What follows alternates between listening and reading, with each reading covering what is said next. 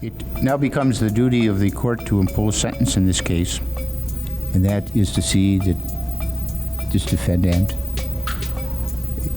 never again has the opportunity to walk the streets of our community as a free man.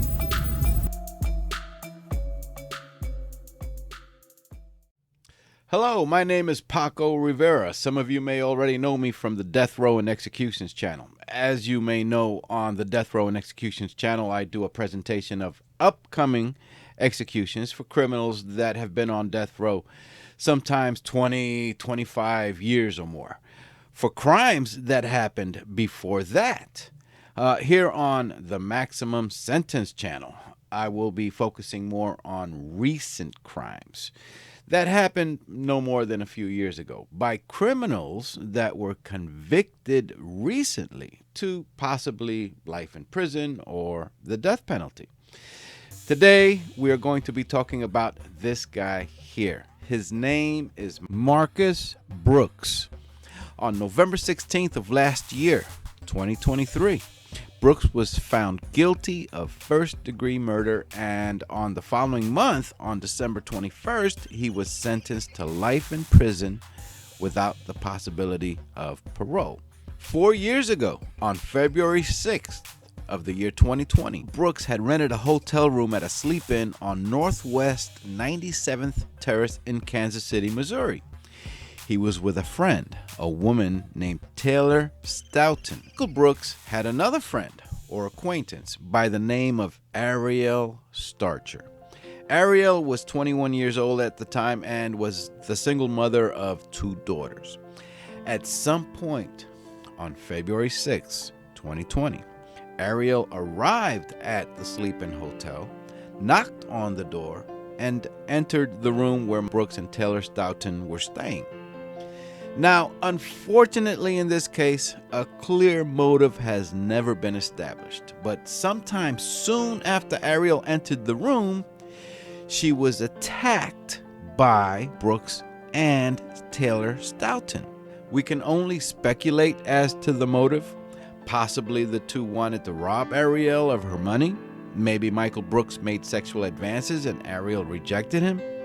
As I said, motive was never made clear with this case. According to court records, soon after Ariel entered the room, either Brooks or his female accomplice attempted to use a stun gun on her, but Ariel resisted. Brooks then strangled Ariel, causing her to become unconscious, and then Taylor Stoughton helped him to bind Ariel's hands and feet with belts. Brooks then gagged Ariel by wrapping duct tape around her mouth and nose, and she ultimately died from suffocation. She had also suffered a broken neck. Ariel's body was placed in a gym duffel bag, and she was transported to a remote area near Faucett, Missouri, in Buchanan County, and the duffel bag was dumped in a ditch along the side of a road. About 3 weeks later, a worker with the Department of Transportation spotted the duffel bag in the ditch and later reported that it looked suspicious. He opened the zipper and thought he saw what might be a body. He was afraid to inspect it further and drove away to get a friend to return to the location with him.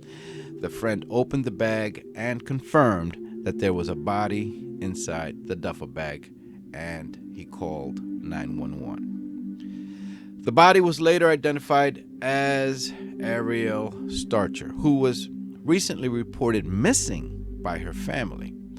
The death of Ariel Starcher was a huge mystery, and her family had no idea who would want to kill this loving mother of 2 young girls. Was there an accident and she was left there? Like, what could have? I think that's the biggest thing, like, what really happened, just why she was left there. We were here just living our lives day to day while she was just there. None of us knew.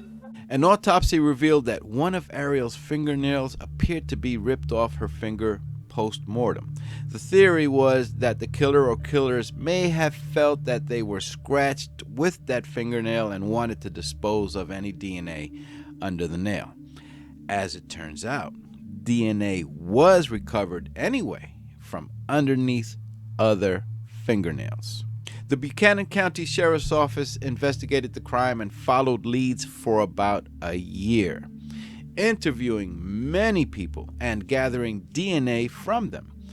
Tips eventually led to Marcus Brooks. Members of the family informed police that Ariel would often call Brooks asking for a car ride to get somewhere, and that Brooks had been in the company of a woman named Taylor Stoughton. Taylor Stoughton was tracked down first, and she confessed to the crime, saying that Ariel was killed by Brooks and that she had helped.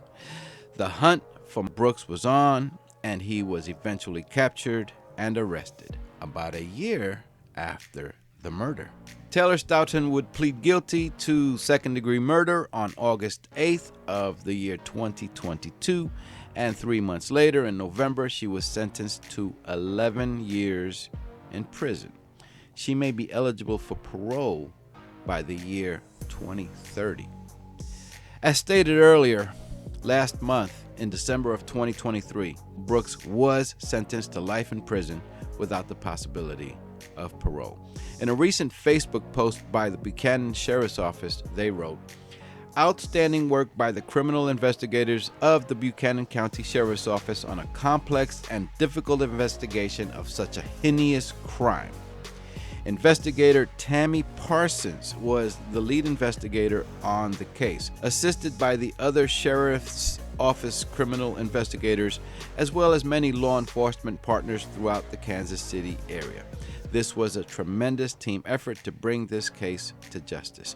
Also was the outstanding work and dedication of prosecutor Michelle Davidson and her staff working diligently on the prosecution of the case and bringing justice for the Starcher family. Please continue to keep the Starcher family and Ariel's children in your thoughts and prayers. Sheriff Bill Pewitt." And this is her when she was first born, when she was a little teeny tiny baby, only a couple months old.